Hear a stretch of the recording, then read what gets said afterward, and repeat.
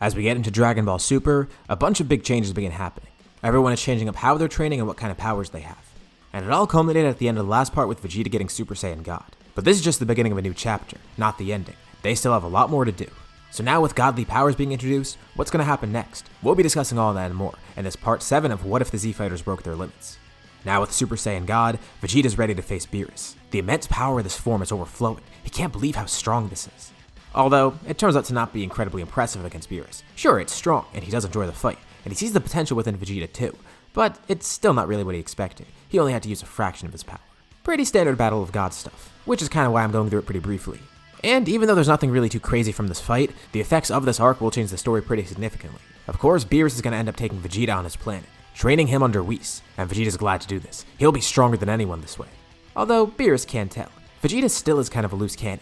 Remember, Vegeta's not really the same person that he was in the main story. He's still kind of in his anti-hero phase, which I kind of touched upon in the last part too, taking that liberty and giving Vegeta Super Saiyan God. And that's what makes Beerus wonder. Well, Vegeta's not really one that seems fitting of the godly form, but he still was able to get it somehow. So Beerus wonders, what if they had a Saiyan that actually was fitting what that form is supposed to be? I mean, from what they were told about this form when they first inquired about it, it was used by righteous Saiyans after all. So what if they had an actual righteous Saiyan with the form, that being Goku? Beerus ends up taking a couple people to his planet. Vegeta, Goku, and Broly surprisingly. Broly shows some great potential. He's not necessarily a righteous Saiyan, but he still has a ton of potential with his power. Vegeta already lost the Super Saiyan God form after his fight, absorbing it into his base, and with everyone thinking that he might have just lost it permanently, even though he kept the godly key. They still have no clue of what's going on with it yet, and that's why Beerus is specifically wondering if he should take Goku with him. Vegeta's a bit annoyed by it, but whatever. He's still got to become a Super Saiyan God and access that godly power, and he's going to use that going forward, trying to be the strongest still. And it makes Goku wonder, well, maybe Vegeta did fit the form after all. Vegeta's definitely changed at least a bit, and it makes Goku and the others pretty curious. Goku would love to take more people with him, specifically Gohan, Chi-Chi, and Goten. But Gohan would prefer to stay here, and while Chi-Chi is definitely up for training, she thinks it's best that they all stay here too. She has to draw the line somewhere, but they could all still grow strong here, so it's okay. They just hope Goku stays careful because really, he's the only good one in that crew. Beerus is still kinda sketchy, and same for that Broly guy. And even though Vegeta's cooled down, he still is Vegeta. But hey, again, if he got that godly form, and what they heard about it is true, maybe he's not as bad as before. Hopefully at least, it's wishful thinking. All the while, everyone continues their normal training. Roshi and Piccolo continue growing stronger together. And now with Goku gone, Gohan, Goten, and Chi-Chi would probably join them occasionally. Although Chi-Chi more so trains Goten. Since Gohan is actually above the two of them, he feels his time is better spent with Piccolo and Roshi, even though the three of them all have wildly different powers. And all this makes Piccolo wonder. Kaioken is great, especially the hugely high level he has it at, but he wonders if there's a form that he can get.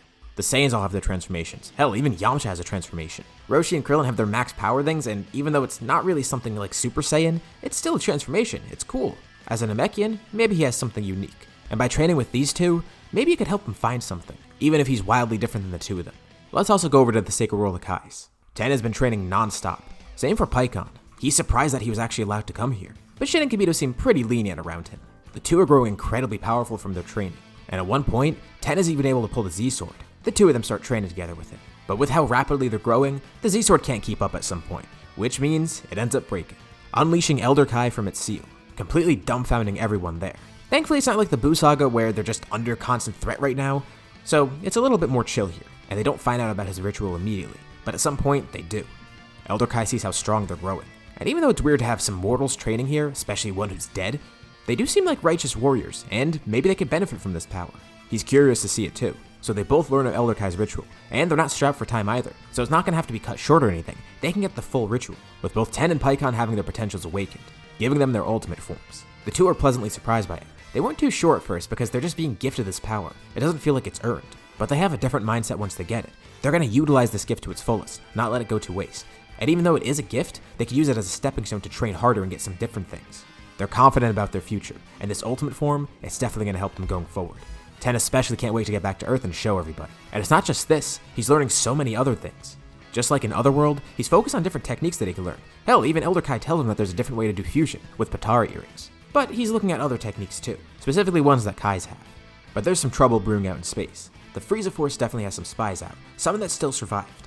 They have some pretty interesting info, both from King Cold's encounter on Namek, and of course, Frieza's initial encounter with everybody. Wish Orbs are on Earth and on Namek, and people could be revived by them. They're able to get the Dragon Balls from Earth, reviving Lord Frieza. And Frieza's ready to enact his revenge. It's not just those pesky Saiyans, it's everyone else on Earth. those monkeys, that wolf man, and those other Earthlings too. Last time he got too ahead of himself. He should have just wiped them out when he had the chance. And he did kill a few of them, but this time he'll make sure to kill every last one, especially those Super Saiyans. And if Vegeta's still there, Frieza will make sure to have some fun with him too, but mainly that Saiyan Goku, his son, and his Earthling friends, mainly the strong ones like Yamcha, and the three-eyed one who sealed him away. That part annoyed him most. His training commences, which leads to him heading to Earth at some point, now with more power and his golden form. And he knows to expect a lot of strong people there. It's not just the Saiyans, everyone on this planet is powerful. So, he actually trained a little bit extra this time, just in case. An extra month actually, which is a lot for him. Immediately he's met by a welcoming crew, a group that decimates his army. Gohan, Chi-Chi, Yamcha, Piccolo, Goten, Trunks, Roshi, Chaozu, and even Kami who decides to help fight. This group is already overkill, but Frieza was prepared for that. He knew it would be a little bit tougher, so he steps up, ready to face them. Gohan stands at the front of the group, with Roshi and Piccolo alongside him. They're all looking to test their newfound strength. Piccolo goes up first. He powers up into Kaioken, with Frieza actually taken aback at how much power he's giving off, the pressure from his aura alone. Frieza immediately goes into his final form, ready to face this Namekian. Piccolo tells Frieza he's been looking to test out this power for a while. He shouts, "Kaioken full power." His aura grows massively. This level of Kaioken is so high that he doesn't even know what the multiplier is. And it progressively grows the more he trains with it. It's the maximum amount of power he could output. Well, at least without completely destroying his body. He lost count of how strong this was after getting to the 500 range. He tells Frieza who knows, maybe he's in the thousands by now, maybe even more. He simply can't quantify how strong this Kaioken is. Frieza gets ready to attack, but before he could even do so, Piccolo dashes quickly towards him. Frieza can't react to his speed. Piccolo completely vanishes from everyone's sight, and Roshi tells the others, Piccolo's gotten to a level of Kaioken that he didn't even know was possible. It's absurdly powerful, and he knows Piccolo's going to continue pushing it. Frieza takes a flurry of attacks from Piccolo, but ultimately he's able to unleash a lot of energy, knocking everyone back, giving him a little bit of an opportunity to transform, showing off his new golden form. He didn't realize he'd have to bring it out this soon, but he's confident that this will be more than enough to face Piccolo. And Piccolo says it's a great increase in power, but he's still confident in his own abilities. The two start clashing. It's so incredibly fast that it's hard to keep track of. Every time they strike each other, there's a massive shockwave sent throughout the area. But Roshi's concerned. That Kaioken is powerful, but at the max power, it is still tearing Piccolo's body apart. He's not sure how long he can keep it up. Piccolo does want to just finish this battle as quickly as he can, but now Frieza's a much tougher opponent, especially since he has trained a little bit longer. But mid-battle, Frieza suddenly freezes up mid-air, allowing Piccolo to land a perfect attack. But they're both confused. What just happened? Why was Frieza just paralyzed momentarily? And Piccolo hears a familiar voice, saying he'll take it from here, and that he wants Piccolo to rest for a bit. It's Tien Shinhan. And Pikkon there too. Shin and Kibito are nearby as well, and Frieza recognizes him. That's the one who sealed him before. And now this time he paralyzed Frieza mid-battle?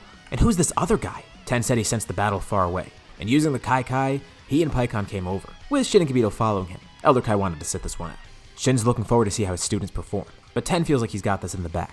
Piccolo powers down, asking if Tien is absolutely sure that he's got this, and Tien says he knows he does. It's not cockiness. He actually is sure that he can do this. And Frieza reminds Tien, he shouldn't get too confident. He has that sealing ability, but besides that, he was useless in that first fight against Frieza. And Tien agrees. He couldn't hope to have faced Frieza before, but that changes here. And he's not going to have to seal away Frieza this time. He'll be sure to just eradicate him with his raw strength. Tien is surrounded by a white aura, showcasing his ultimate form. But it's not just this. His aura starts swirling up, forming into some giant construct around him. Tien ascends into the air.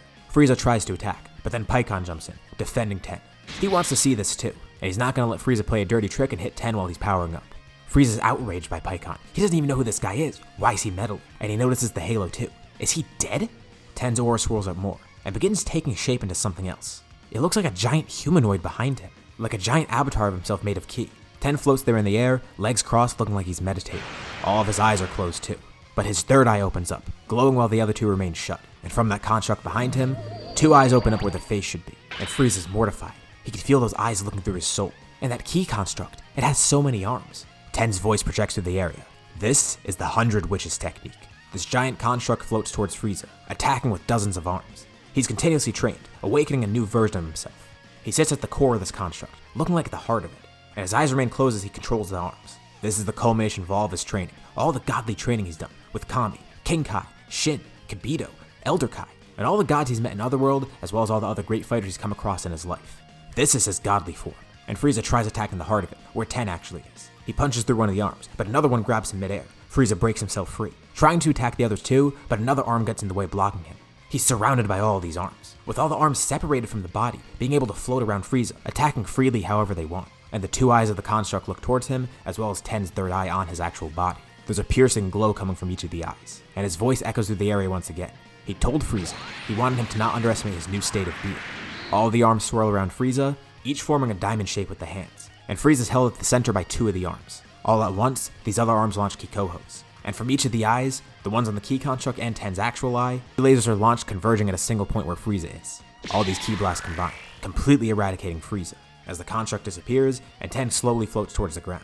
It's the first time he got to use this in actual combat. It takes a little bit to activate, but it worked pretty well, and Piccolo congratulates him. He knew it would be powerful, but seeing it in action, that's a completely different thing, and everyone else is completely dumbfounded. But Shin and Kibito are proud of him, as are the others too.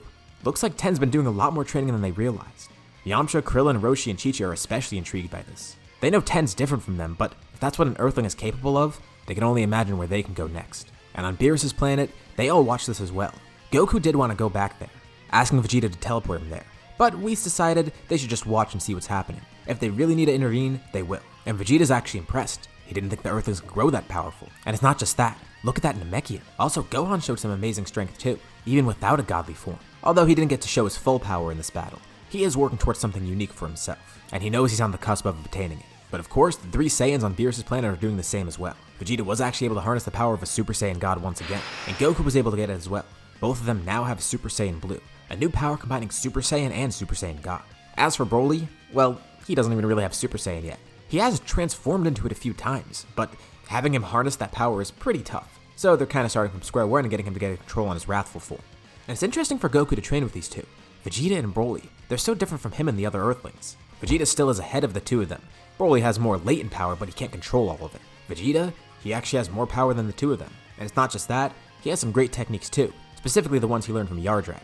That technique that Tien used, where he created a giant construct of himself. It reminds Vegeta how he could change his size. Not like that where it makes a ki construct, but he could physically change himself. All his spirit control abilities are very useful. From here, eventually the Universe 6 tournament gets set into motion, and I'm not really going to spend time covering it. We all know it's going to be a wash. For the sake of the video, we'll say the team is made up of Goku, Vegeta, Broly, Piccolo, and Tenshinhan. It's not even fair for Champa. And we actually don't have anything with Zamasu either. Sure, he still hates mortals, but with no time travel here, there was even less of a reason for him to go off the rails. He doesn't like the mortals making a mockery of godly power. But at least they're not messing with time as well. Well, besides Hit. But that all gets avoided. And once again, this means another time skip, but a pretty brief one, between Resurrection F and the beginning of the Tournament of Power. With the Universe 6 tournament still happening, Zeno decides he still does want to do a tournament. It would be fun to pass some time, and it gives him a reason to test the universes. Hell, it might actually happen sooner because Zeno would probably get very bored, especially without a duplicate version of himself. But that tournament is set into motion. So what is the team going to be here? Well, we obviously have the same people from the Universe 6 tournament. Goku, Vegeta, Broly, Tien, and Piccolo. And as for the rest, we have more than enough people here. The next 5 fighters are a pretty easy pick. Gohan, Roshi, Krillin, Yamcha, and Piccolo. It's a shame because they have so many other strong people too. Hell, they could have gotten Chi-Chi, Chaozu, Goten, or even Kami on the team. But they decided to sit this one out. Chi-Chi voluntarily stays out, saying that others would be better picks. She feels kind of left behind, but use this as motivation. She's gonna grow stronger than anyone. She knows she could obtain something soon enough. And Goten thinks the same. The 2 will continue their training. And Kami's glad with his new power, but he's not really a fighter to begin with. He only fights when absolutely necessary. He'd rather leave that to the rest of the team. And Chaozu, yeah, he's stronger than normal, but he's not really keeping up too much with the others, unfortunately. But he's also fine sitting it out. He doesn't take offense to it. But this tournament's gonna be great for everybody. They're confident that they could win this, but at the same time, it also means they could test out all their new powers. Everyone has grown so much, and besides Resurrection F, no one's really had a chance to test their powers. And even then, only a few people got to fight Frieza. This time, it's a battle royale. Everyone will have the chance to utilize their new powers. Like, yeah, they had the Universe 6 tournament, but here, they could really go all out, especially with how much some of them have grown since then even. And there's also Piccolo, who people don't really know yet, besides that brief appearance against Frieza. So they'll get to see his strength too. This is the first time the whole group is actually back together in action. Like, yeah, occasionally they all will be together, but here, they're all gonna be in one spot, all fighting at their maximum power. It's just like old times again, and the stakes are still pretty high, but they're confident they can make this work. They could win for Universe 7. And hopefully it's just not Vegeta that gets the wish, because they still aren't sure what he would wish for. Although by now he's still not really a terrible guy, especially after beating Kaba in the Universe 6 tournament, becoming somewhat of a mentor for him, albeit a bit harsher. So maybe he will fight for the sake of others this time. But that all remains to be seen. We'll save that for the next part because this is where we'll leave off for now. What'd you guys think about this part? What's going to happen next time with the culmination of everyone's development? With everyone fighting together, what can we see? Leave your thoughts and suggestions in the comments below. I'd love to see what you guys think. As usual, be sure to drop a like and subscribe if you haven't already, especially if you want to see more like this. Anyways, thank you all for watching, and I'll see you all in my next video.